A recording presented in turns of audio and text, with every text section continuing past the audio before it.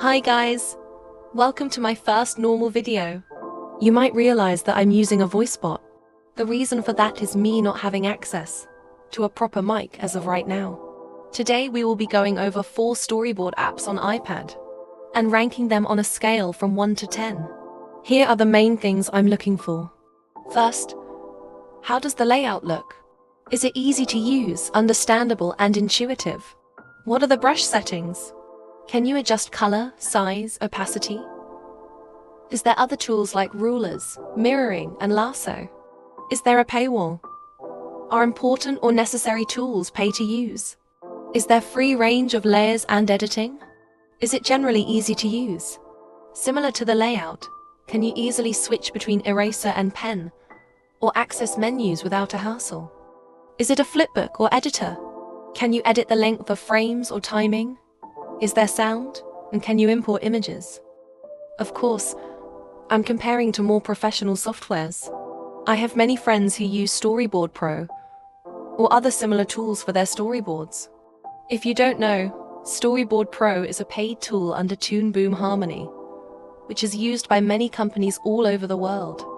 It's typically used on a PC or computer. For more information on Storyboard Pro, check out ZBrain.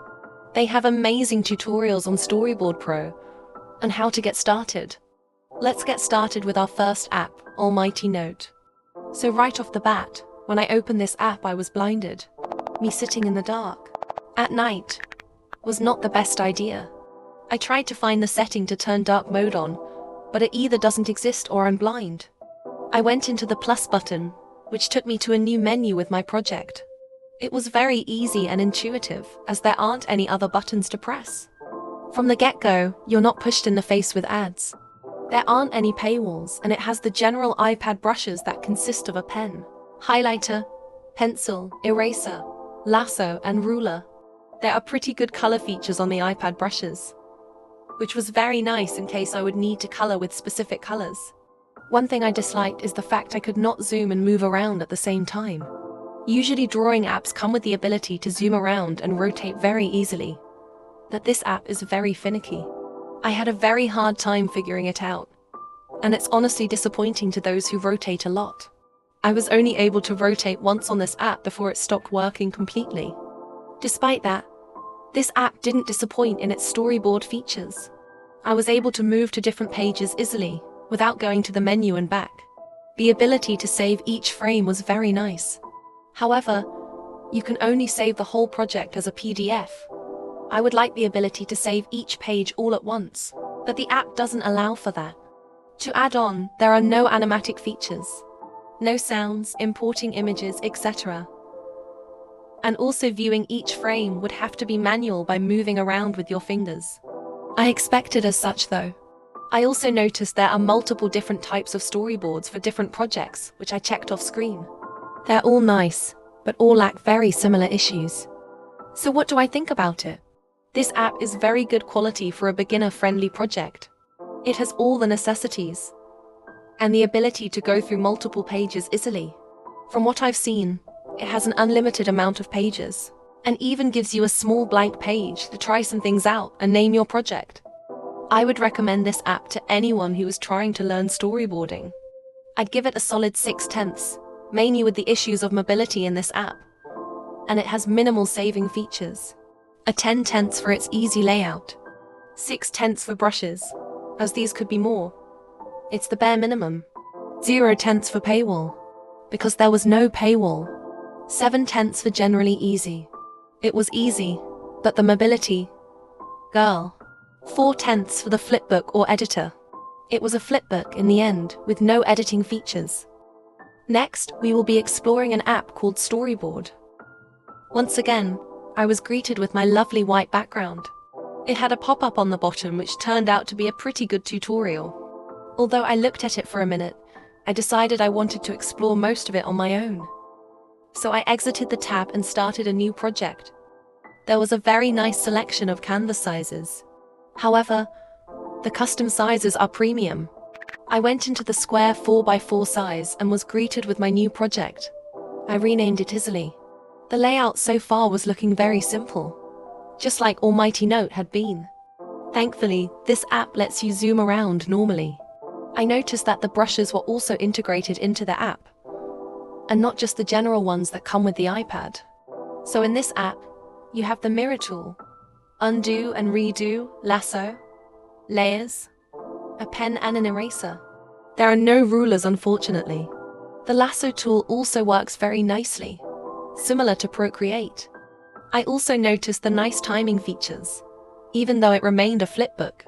It came with some preset frame rates, and you could watch the video of your storyboard without a hassle.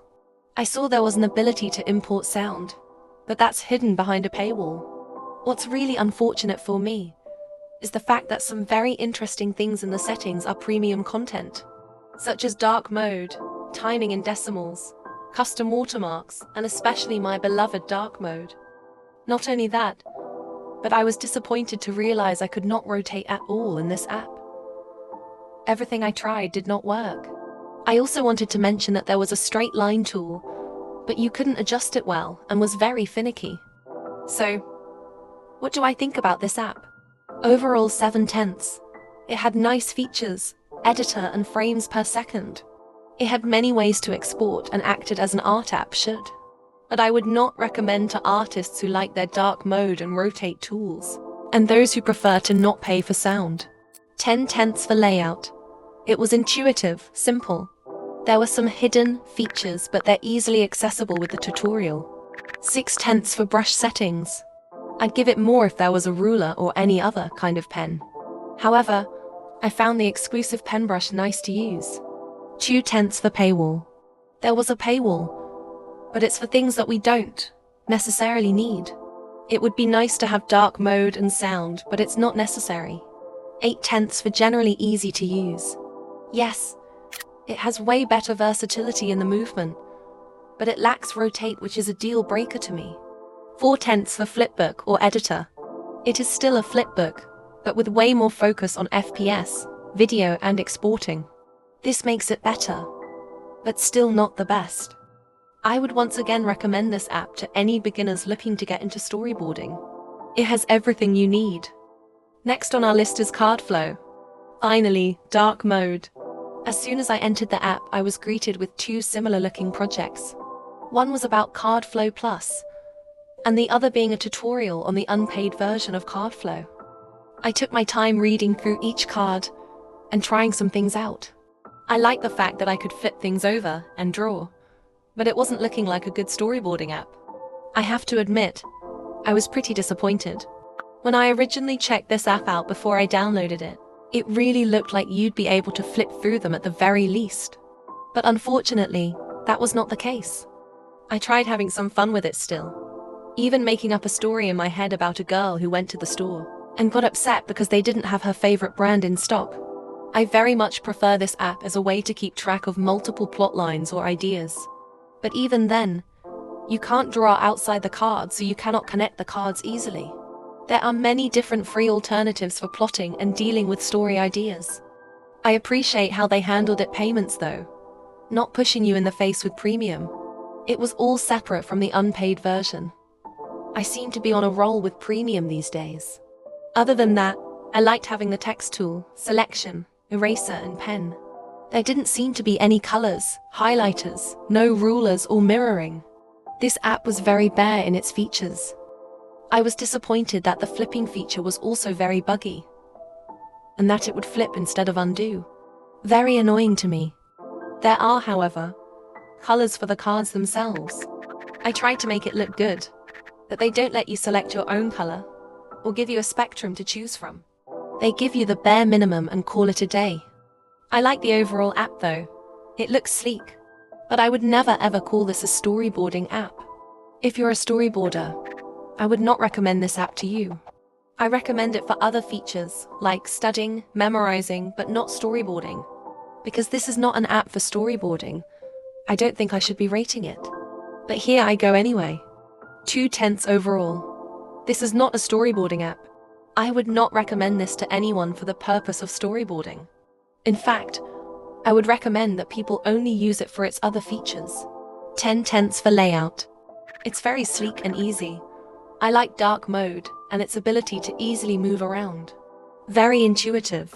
2/10 for brush settings. It had little to no brush settings, no opacity, colors, width, rulers, mirroring, nothing. Bare bones LO. 3/10 for paywall. Almost everything that had to do with storyboarding was under a paywall. Adding shapes was under a paywall. 7/10 for generally easy to use. Again, mobility is not good. Brushes were a struggle. Card flipping was annoying. It's NP, just not a good art app in general. 0/10 for flipbook or editor. It's not one nor the other. Time to look at another app called Storyboard. Once again, flashbanged me into not having a future. I sat and stared at this screen for a second, not realizing that it had already loaded. I think my brain turned off for just a second. I took a look at the settings and was very pleased with what I saw. There was a tab for interface, preferences, upcoming features, and the about the app. That's very clever, honestly. I don't remember there being a left-handed interface, or even an upcoming features tab in any other apps. Oh my hot god, don't look at this massive selection of beauty sizes. I'm so jolly today. I picked out the preset size. It was actually so nice to be able to change the size of your canvas for free for once. And look at that sweet canvas. A flipbook on the bottom. The tools finally being of use. Even a fill tool. I'm so jolly. Unfortunately, there isn't any pressure sensitivity. I have it always enabled, so I guess that just means I won't be able to use it. Other than that, the brushes were amazing. There was maximum and minimum sizes, opacity, absolutely amazing. Oh, look at all those tools. The artist in me is finally satisfied. There was a good selection of lassos, though you aren't able to select what you want. Crash number 1. So I kept playing around with all the amazing different tools. Honestly, variety doesn't always mean it's better, but it definitely gives it the upper hand. I started having issues with the stabilizer, resulting in once again, another crash. You'll see this a lot throughout the time-lapse, and I cut out the part where I have to go back into the app. It has a lot of issues with lag, and that's the most dissatisfying aspect to this app. The text tool won't update the sizing, as it unselects the text when you go out of your keyboard, so you're basically stuck with one size. Also, if you'll look closer, there's actually a perspective tool. Now, it won't let you draw along the lines like Procreate does, but it gives you a good head start. You can even change the colors of the lines and add as many points as you need. Onto the timeline, there is pretty good capabilities. It's not that great though. If we are comparing to more professional apps, this timeline lacks the ability to make any camera movement possible. Has a hard time keeping up with you. There's lag, and it doesn't work properly in general. Though, I do like that you can add many frames, and that there's the ability to have multiple different scenes. I just think there's apps that do it better. The exporting also sucks. Not only could I not find it, I didn't have any handbook to refer to for help, but I also managed to get stuck on the same 100% completed for a good minute. There are good exporting options, but they lag out and don't work. I really wanted this app to be good, but it's only at its potential at the moment. If the developers keep it up, they may make a very good app in the end. So, in the end, what do I think about this app? 7/10 overall.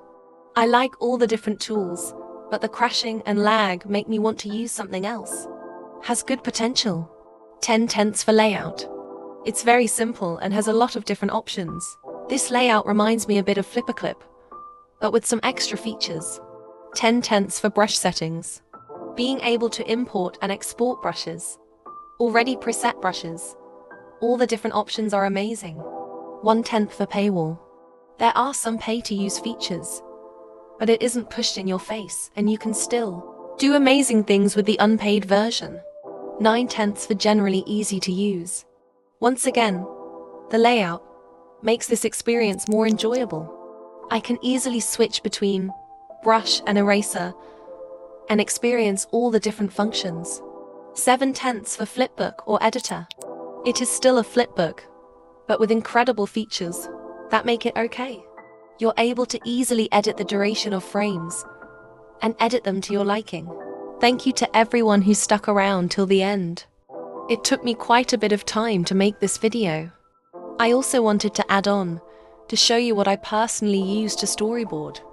It's a very underrated app with amazing features. It's called Squid. I want to warn everyone, there's a $10 upfront fee to use this app, but it's worth every cent I put into it. In my opinion, it's the best out there for iPad users. I'll show you a quick time-lapse and video I made using it, but they also have a channel for you to check out.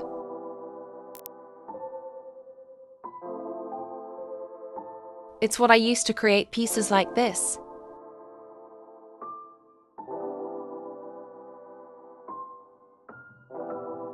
And this.